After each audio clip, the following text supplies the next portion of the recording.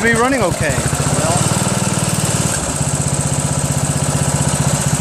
seems like the gas issue.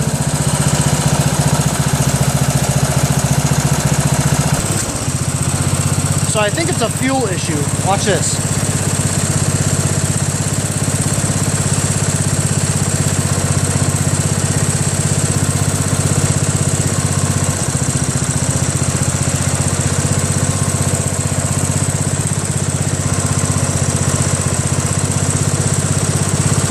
I've shortened the line. Before, when I did this, it was having a difficult time, the gravity going into the carburetor. Now it seems to be alright though. Weird. My hose is kind of long. You know what I'm saying?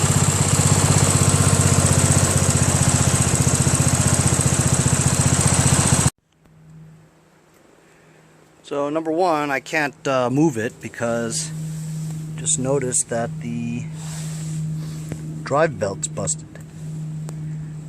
In a lot of different places too.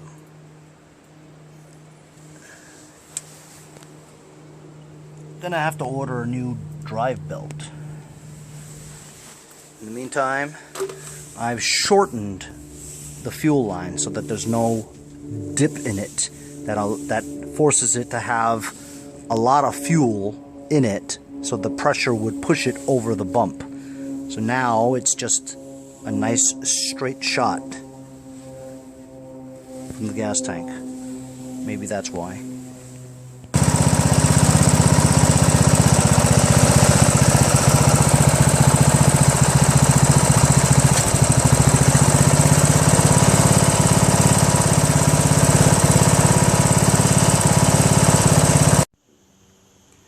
So I didn't really think it was running all that right, and I thought for a second, you know, when I was testing that Magneto, right, checking for spark, it almost seemed intermittent, like it was sparking and then it stopped for a second, and then it sparked and then it stopped for a second. It wasn't continuous spark.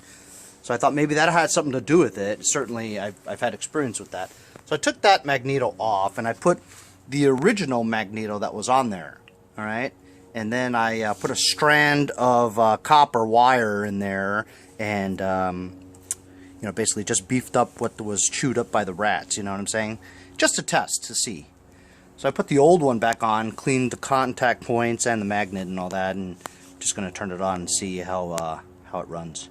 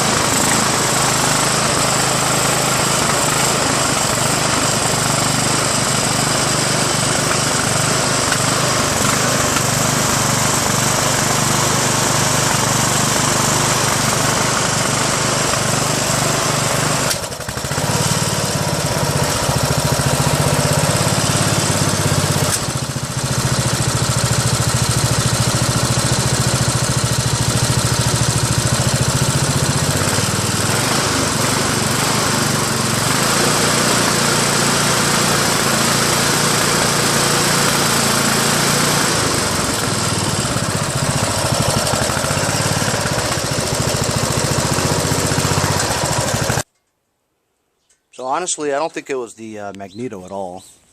I think it has to do with the governor. I might have to reset that mamma jamma.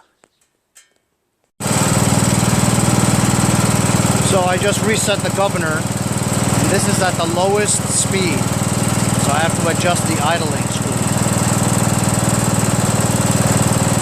But at low throttle, it runs great without sputtering. So I think I got it running well enough to put the tins back on. Sometimes when you put the air filter on, the amount of air flow going to the carburetor lets you adjust it a little bit better. Air filter assembly and base.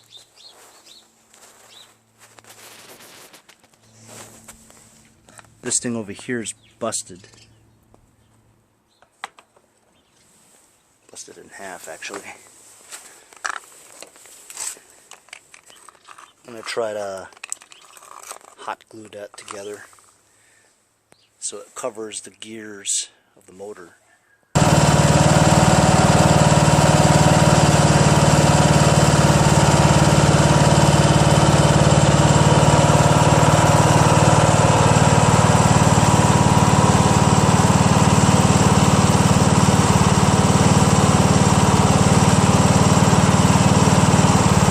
Runs pretty well now.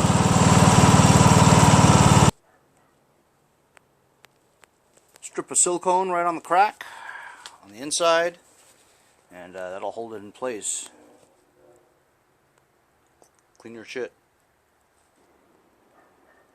Gunk degreasing wipes.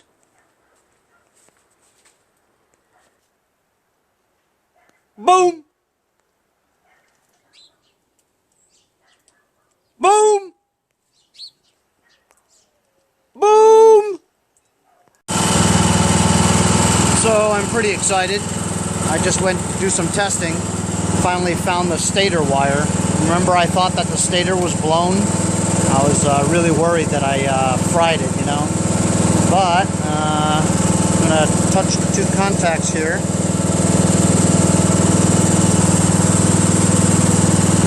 It's hard to do with one hand. There we go.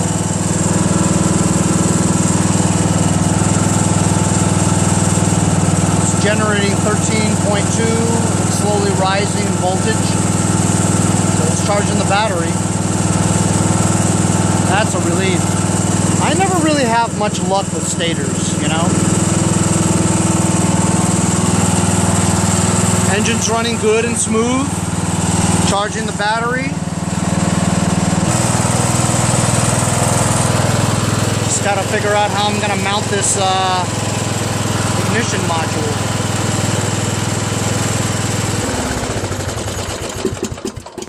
As you can see, it's probably 2 inches in diameter, which is substantial. And the hole for this is so small, and this steel is pretty heavy gauge. I don't know how I'm going to get a hole that big in there. So I've kind of cleaned up the wiring. Put these black insulation things over the wires, just less spaghetti, you know what I mean? Also got the gear guard for the starter motor fixed and placed on. It's getting dark now. I'm going to call it a day. And tomorrow I'm going to try to figure out how I'm going to put this module into that hole. Hey, so I just got a box in the mail. UPS guy just came. Actually, Frank the UPS guy just came. Ooh. A hat from Stable. I forgot to mention, guys, Stable has become another sponsor. Isn't that cool? Apparently they loved my channel and wanted me to try some of their products. Stable. Start your engines. Fixes non-running engines? It's incredible.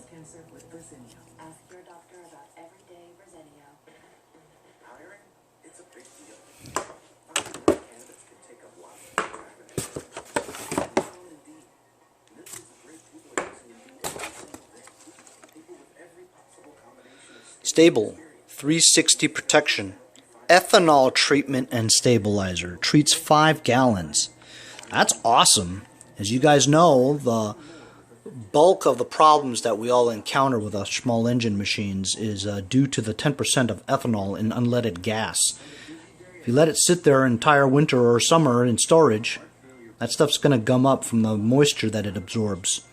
When it gums up, blocks all the holes in your jets, your carburetor's not going to start when you need it.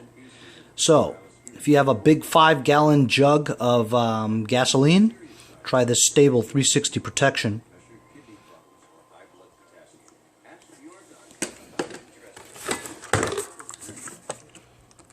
Oh, my boy Jason's going to really like this. Stable diesel. All season. Treats 150 gallons. Jeez. Anti-gel to minus 40 degrees Fahrenheit. Cetane boost. Cleans and lubricates fuel system. Water demulsification.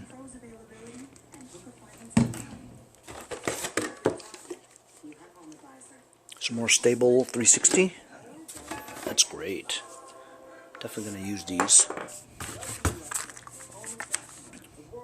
Another product for Jason to try. I'm going to bring it over there. I'm going to do a video. Stable diesel power boost. Treats 150 gallons. So, that's the all season. This is a power boost. Some more Stable 360. Whoa. Oh my god, I totally need this. I've been spraying carb cleaner in my carbs. Starting fluid.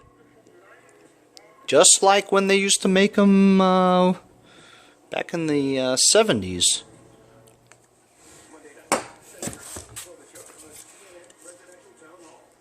Man, oh man.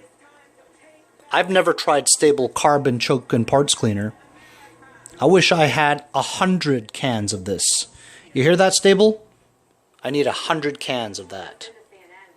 I'll be plugging your product every video, man. I use this religiously. Stable is owned by a company called Golden Eagle. Thanks a lot for the products, guys. I really appreciate it. I'm going to be doing some future videos with your products.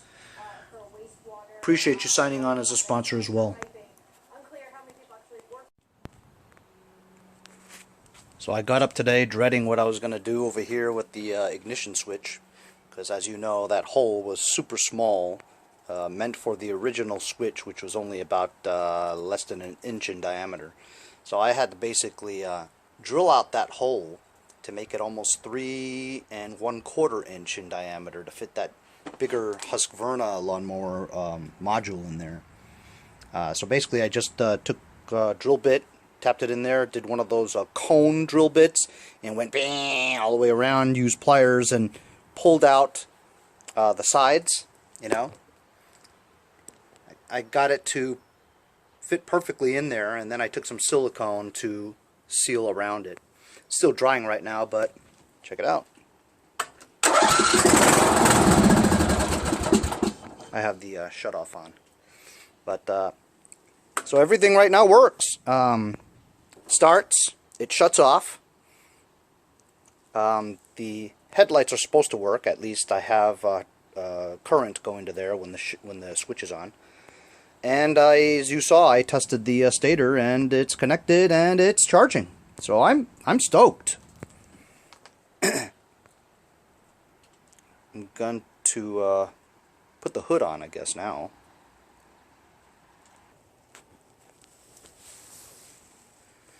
I'm going to find something to make this look a little bit more appealing, you know. While it's structurally functional now, it looks like heck. You know what's unusual about this LT1000 is you don't see too many with this rear body style like that, with the combination of the newer hood, you know, where it's basically contoured and sloped down. The the model with this type of body style, you know, where you have the angle that goes up, flat, then diagonal down again. That usually comes with the hood where it's straight out, then down at a 90-degree angle with the lights under there, not contoured sloped like that. So that's your typical LT1000 hood, you know.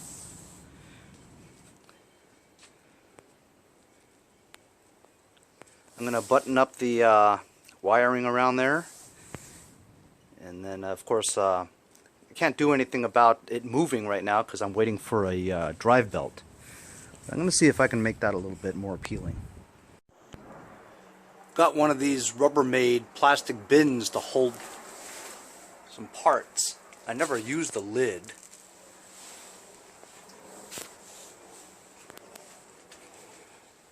Just cut out a little pattern here.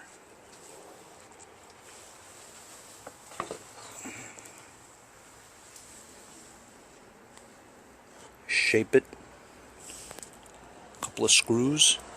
Boom! There we go. Now it's a Rubbermaid roughneck.